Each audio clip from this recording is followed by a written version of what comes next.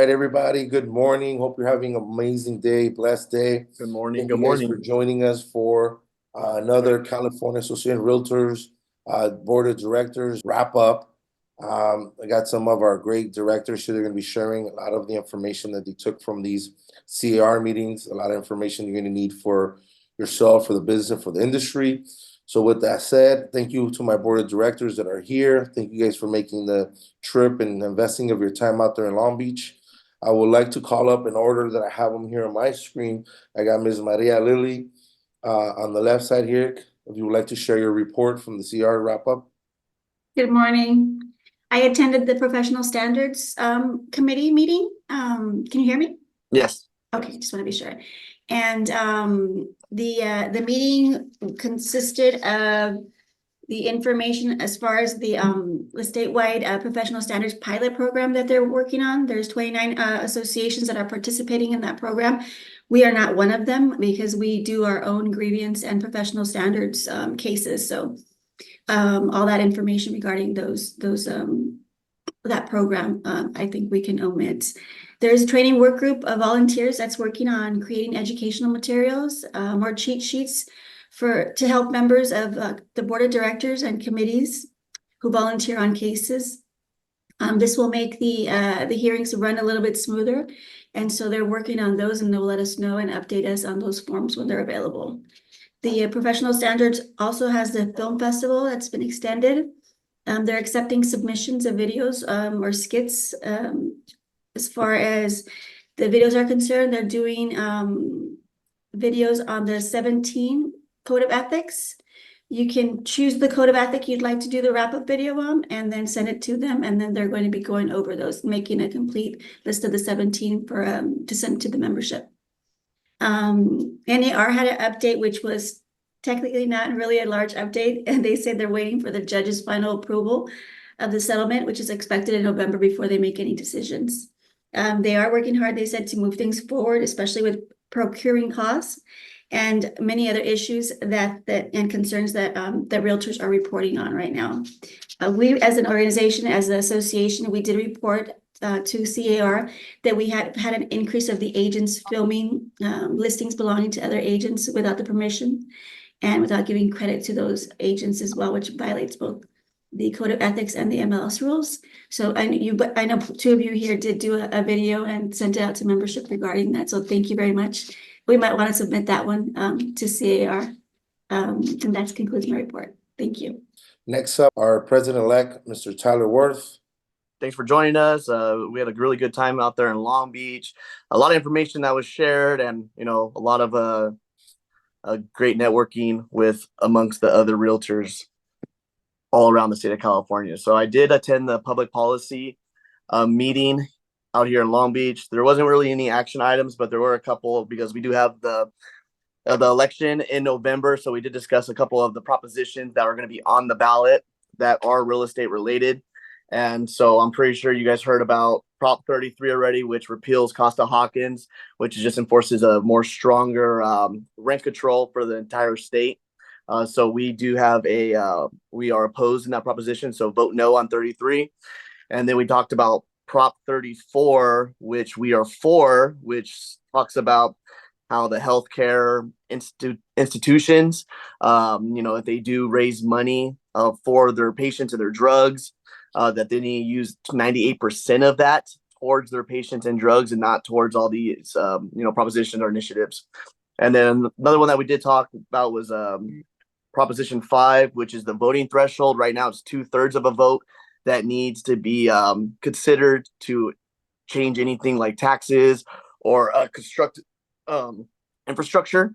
That proposition is saying that they only need 55%. So we, as a association and as a total, we want to oppose that as well. So no on 5. Again, there's no action items, but we are learning more and more what's going to be on the ballot, and that is the 3 main ones that what I took back and what I understand. So that concludes for my report. I have Mr. Louis Lujan here. He's our government affairs. Good morning. Good morning. Yeah, no, the propositions are the main things. Tyler covered that.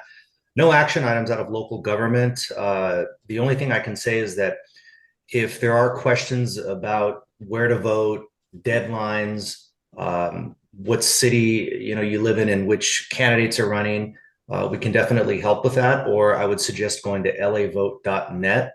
Lavote.net has pretty much all of the information about the election, whether it's a candidate or whether it's a particular city's propositions or local tax measures. You can go there. And then the only other thing I'll mention with regard to the election is that be prepared when you receive your ballot. It's going to be a really, really long ballot. Unfamiliar with a particular item on the ballot, or you want to know more about a candidate or whatever it is, just plan to take some time going through your ballot. It's going to be pretty thick this time around in the election. So, and if you're able to vote early, and if you haven't registered, well, I think that was yesterday was the last day, I believe, but there's still time to vote in person, of course, if you are registered. So those are the main things that I wanted to share. Like I said, Tyler covered the propositions, really nothing else to cover on those. So that's all I have. Next up to my right here, we have Ms. Erica Sands. Good morning, everybody.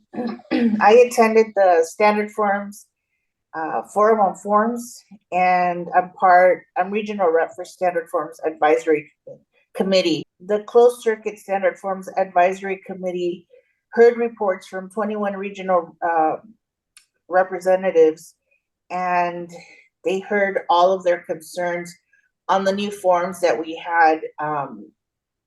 We started using starting August 17th.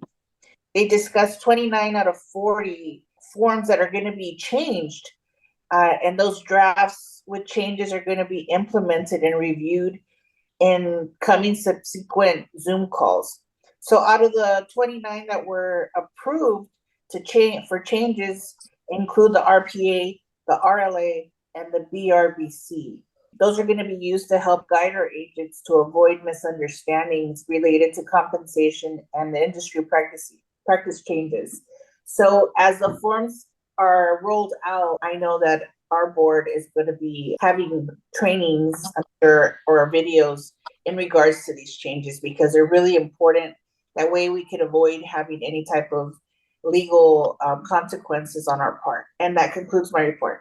Edwin, you could please share your report. Yes, so I was responsible for attending the Fair Housing Policy Committee.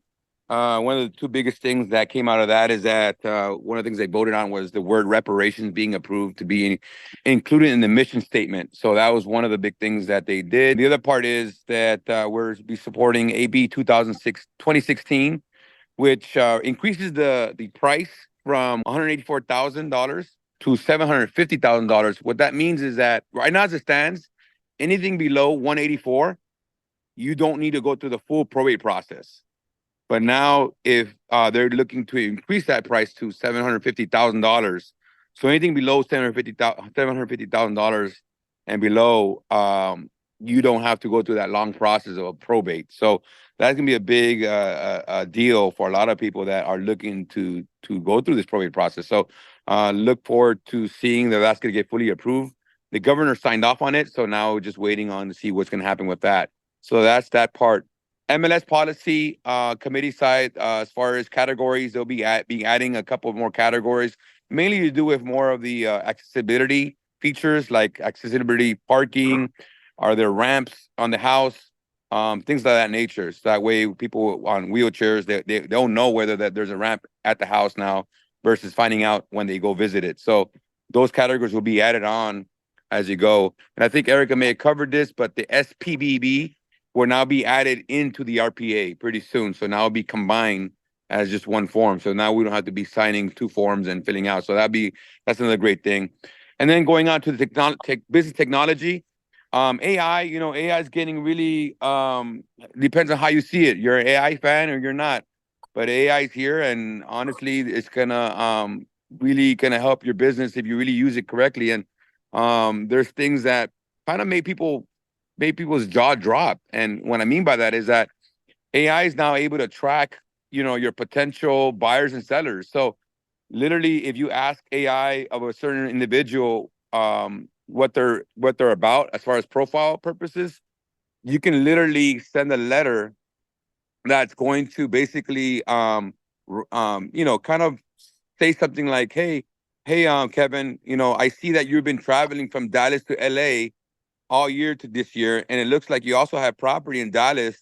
To me, I think it's the best use for you to maybe sell your Dallas properties and help you buy in LA. So again, that is scary for someone to even get that letter, right? Because how would someone know if you travel to LA frequently? And what AI does is AI really picked up on public check-ins.